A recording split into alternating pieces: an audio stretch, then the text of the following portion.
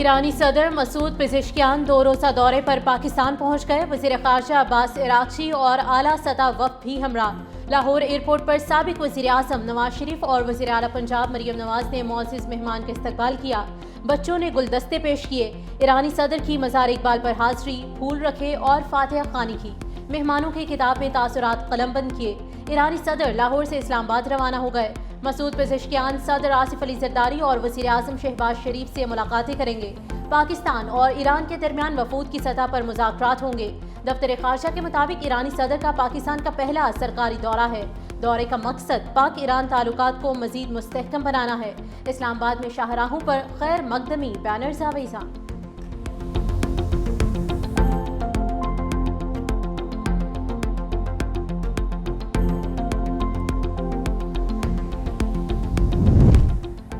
ایرانی صدر Masoud Pezeshkian سے مسلم لیگ نون کے صدر محمد نواز شریف کی ملاقات۔ وزیر اعلیٰ پنجاب مریم نواز بھی موجود تھیں۔ دونوں رہنماؤں کے درمیان باہمی دلچسپی کے امور پر تبادلہ خیال کیا گیا۔ خطے کی سیکیورٹی سمیت علاقائی صورتحال پر بھی بات چیت کی گئی۔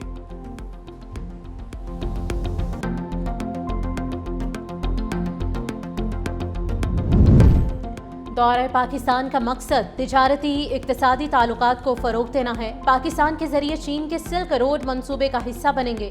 ایرانی صدر کی پاکستان روانگی سے پہلے میڈیا سے گفتگو، کہا پاک ایران اسلامی اتحاد کو نقصان پہنچانے کی کوششیں ناکام ہوں گی۔ دورے کے دوران سرحدی سلامتی، علاقائی امن کے امور پر بات ہوگی۔ سرحدی منڈیاں اور رابطے باہمی تعاون کی نئی راہیں کھول سکتے ہیں۔ پاک ایران تجارت 10 ارب ڈالر تک لے جائیں گے۔ ون بیلٹ ون روڈ منصوبے میں شرکت سے ایران کو یورپ سے جوڑنے کا موقع مل سکتا ہے۔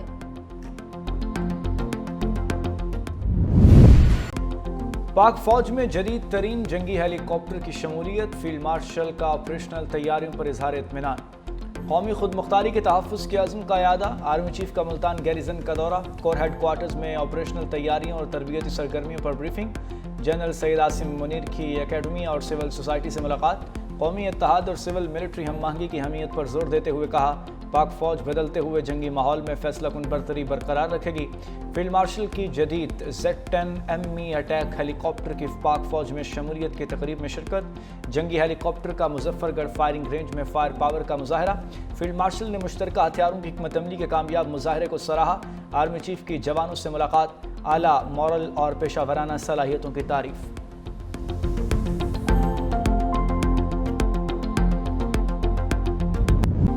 Z-10 اٹیک ہیلی کاپٹر کی پاک فوج میں شمولیت، آرمی ایوییشن میں اہم سنگ میل، جدید ریڈار اور الیکٹرانک وارفیئر سسٹم سے لیس نائٹ سٹرائک کی صلاحیت رکھنے والے ہیلی کاپٹر کی شمولیت سے مسلح افواج کی فضائی اور زمینی خطرات سے نمٹنے کی صلاحیت میں نمایاں اضافہ۔ جدید ترین آل ویدر جنگی ہیلی کاپٹر دن اور رات میں درست نشانہ لگانے کی صلاحیت رکھتا ہے۔ Z-10 ہیلی کاپٹر کی شمولیت سے میدان جنگ میں فوری اور فیصلہ کن رد عمل دینے کی صلاحیت مزید مضبوط ہو گئی۔ پاکستان نے بھارتی رافیل طیارے کیسے گرائے، برطانوی خبر رساں ادارے کی رپورٹ آ گئی۔ 7 مئی کی رات پاکستان ایئر فورس کے ریڈار پر بھارتی طیارے نمودار ہوئے۔ پاکستان کے ایئر چیف کئی دنوں سے کنٹرول روم میں ہی رہے تھے۔ ریڈار سگنل ملتے ہی پاکستان کے ایئر چیف نے J-10C اڑانے کا حکم دیا۔ بھارت نے پاکستان پر حملے کے لیے 70 طیارے روانہ کیے۔ بھارتی رافیل گرنے میں غلطی بھارتی انٹیلیجنس کی تھی، رافیل کی نہیں۔ بھارتی پائلٹ سمجھ رہے تھے پاکستانی PL-15 میزائلوں کی رینج سے دور ہیں۔ بھارتی پائلٹس کو توقع نہیں تھی کہ اتنی دور سے بھی نشانہ بن سکتے تھے۔ پاکستانی ایئر فورس نے ملٹی ڈومین آپریشن کے ذریعے کلے چین ترتیب دی۔ ریڈار آف ہونے سے پاکستانی طیارے بھارتی ریڈار پر نظر نہیں آ رہے تھے۔ فرانسیسی ایئر چیف نے بھی رافیل طیارے گرنے کی تصدیق کر دی۔ چین کے J-20 اسٹیلتھ طیارے نے امریکہ، جاپان اور یورپی ممالک کے ریڈار سسٹم کو مات دے دی۔ چینی اسٹیلتھ فائٹر طیارہ آپنائے سوشیما کے فضاؤں سے پرواز کرتا ہوا تائیوان کے اوپر سے چکر لگا کر واپس آ گیا، کسی کو پتہ ہی نہ چلا۔ چینی طیارے کی پرواز ایسے علاقے میں ہوئی جہاں کئی یورپی ممالک کے ریڈار سسٹم کا گہرا جال بچھا ہوا ہے۔ دفاعی ماہرین کا کہنا ہے کہ اگر چین کا دعویٰ درست ہے تو یہ مغربی فضائی دفاعی نظام کی بہت بڑی ناکامی ہے۔ امریکہ کو روس کے حملے کا خطرہ، صدر ٹرمپ نے 2 جوہری آبدوزیں روس کے قریب تعینات کرنے کا حکم دے دیا۔ वॉशिंगटन में मीडिया से गुफ्तगू में सदर ट्रंप ने कहा कि अल्फाज बहुत अहम होते हैं और बाज़ औक़ात गैर इरादी नताइज का सबब बन सकते हैं। उम्मीद है कि ये मौका उनमें से एक नहीं होगा। ट्रूथ सोशल पर अपने बयान में ट्रंप ने कहा कि साबिक रूसी सदर ने हमले की धमकी दी थी। लोगों और अमरीकी आवाम को बचाने के लिए आबदूज़ें तैनात कर रहे हैं। चाहते हैं अगर ये बयानात महज अल्फाज से बढ़कर कुछ निकले तो अमरीका उसके लिए तैयार हो।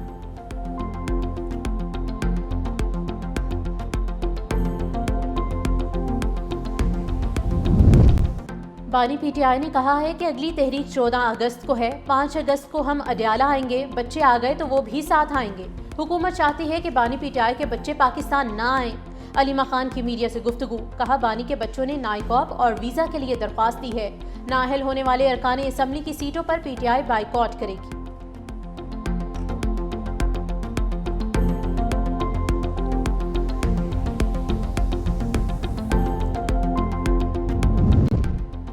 बानी पीटीआई की बच्चों कासिम और सुलेमान से बात करवा दी गई।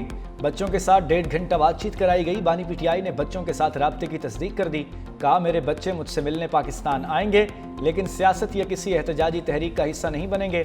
बानी पीटीआई ने कहा अब मेरे अखबारात भी बहाल कर दिए गए।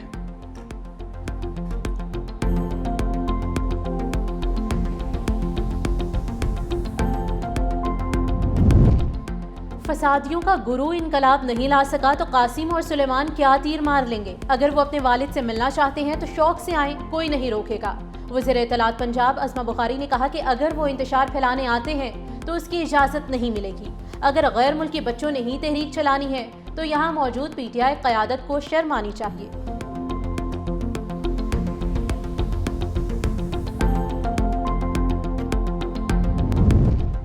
इस्लामाबाद एक्सप्रेस को हादसे के बाद कालाशाह काकू में रेलवे ट्रैक बहाल कर दिया गया। फिटनेस रिपोर्ट जारी। जाफर एक्सप्रेस कामयाबी के साथ ट्रैक से गुजर गई। रेलवे हुकाम के मुताबिक इस्लामाबाद एक्सप्रेस और दीगर ट्रेन आज मामूल के मुताबिक रवाना होंगी। हादसे की तहकीकात के लिए federal government inspector of railways की सरबराही में इंक्वायरी कमेटी तश्कील। वजीर रेलवे हनीफ अब्बासी कहते हैं कि जिम्मेदारों को सीधा जेल भेजेंगे। इब्तदाई रिपोर्ट के मुताबिक हादसा पटरी टूटने से पेश आया।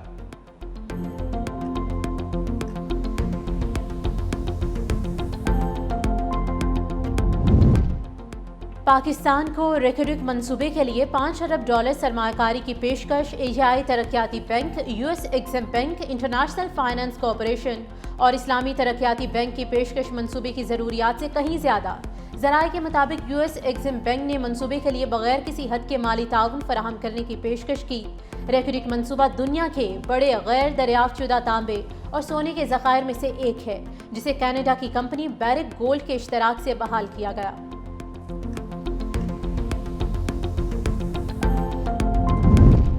हुकूमत ने IMF की एक और शर्त पूरी कर दी। कारोबारी ट्रांजैक्शंस कंप्यूटराइज सिस्टम से लिंक होने के लिए डेडलाइन मुकर्रर। बड़ा कारोबारी तबका 1 सितंबर से इलेक्ट्रॉनिक इनवाइसेस के इजरा का पाबंद होगा। तमाम पब्लिक कंपनीज को 10 अगस्त तक रजिस्टर होने की हिदायत। नोटिफिकेशन के मुताबिक 10 करोड़ से ज़ायद टर्नओवर वाली कंपनियों की रजिस्ट्रेशन 10 सितंबर तक होगी। कंपनियों को 1 अक्टूबर से इलेक्ट्रॉनिक रसीदें जारी कराना होंगी।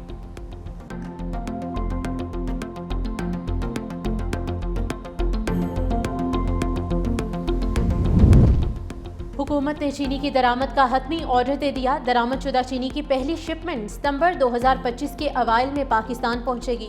तर्जमान के मुताबिक दरामद का मकसद मार्केट में चीनी की दस्तयाबी को यकीनी बनाना और कीमतों में तवाज़ुन बरकरार रखना है। हुकूमत की जानिब से तश्कील दी गई मुतल्लिका कमेटी ने बैनुल-अक़वामी मार्केट में खरीदारी के वक्त कामयाबी से डिस्काउंट भी हासिल किया। दरामदशुदा चीनी की आमद से सार्फिन को बराह रास्त फ़ायदा पहुंचेगा। दूसरी जानिब ऑल पाकिस्तान अंजुमन ताजिरान का कहना है कि हुकूमत चीनी बहरान पर काबू पाने में बेबस नजर आ रही है।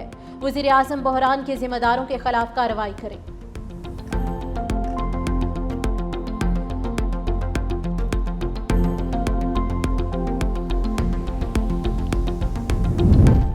पीपल्स पार्टी आज़ादी सहाफ़त के साथ खड़ी है। पीपल्स पार्टी रहनुमाओं का मीडिया ट्रायल होता रहा, हमने कभी इंतकाम नहीं लिया। सीनियर वज़ीर सिंध शर्जील जनाब मेमन का सहाफ़ियों से खिताब। कहा पाकिस्तान ने भारत को तारीखी शिकस्त दी। मार्का हक में कामयाबी को मनाने का मज़ा ही कुछ और है। हमसे ज़्यादा मीडिया फ्रेंडली कोई नहीं हो सकता। हमारी गर्दन में कोई सरिया नहीं। सिंध हुकूमत आपकी अपनी हुकूमत है।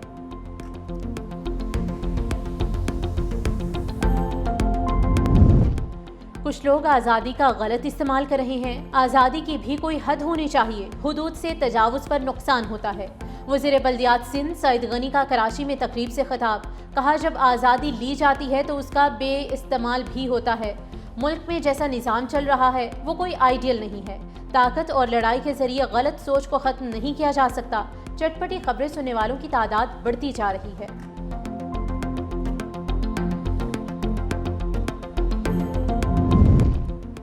خاتون اول آصفہ بھٹو زرداری کا نواب شاہ کا دورہ، سیلاب متاثرین کے لیے تعمیر ہونے والے گھروں کی تعمیر کا جائزہ لیا۔ صوبائی وزیر صحت ڈاکٹر اسرا افضل پچوہو بھی ہمراہ۔ آصفہ بھٹو نے خواتین میں گھروں کے مالکانہ حقوق کی اسناد تقسیم کی۔ خاتون اول نے 60 میل میں بے نظیر سکول کا سنگِ بنیاد بھی رکھا۔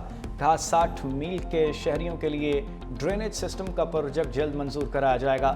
شہریوں کے لیے پیپلز بس سروس اور سندھ بینک کا قیام کیا جائے گا۔ دیہی علاقوں میں بچوں کی تعلیم کے لیے BDS اسکول تعمیر کیا جا رہا ہے۔ پاکستان اتحاد کا گندم کا ریٹ مقرر نہ کرنے پر 11 اگست کو پنجاب میں احتجاج کا اعلان۔ 20 اگست کو سندھ بھر میں احتجاجی تحریک شروع ہوگی۔ چیئرمین کسان اتحاد خالد حسین باج کی پریس کانفرنس، کہا 2 سالوں سے گندم کا ریٹ صحیح نہیں ملا۔ رواں سال حکومت کو 15 سے 20 لاکھ میٹرک ٹن گندم درآمد کرنا پڑے گی۔ بجلی کا فی یونٹ 50 سے 60 روپے ناقابل برداشت ہے۔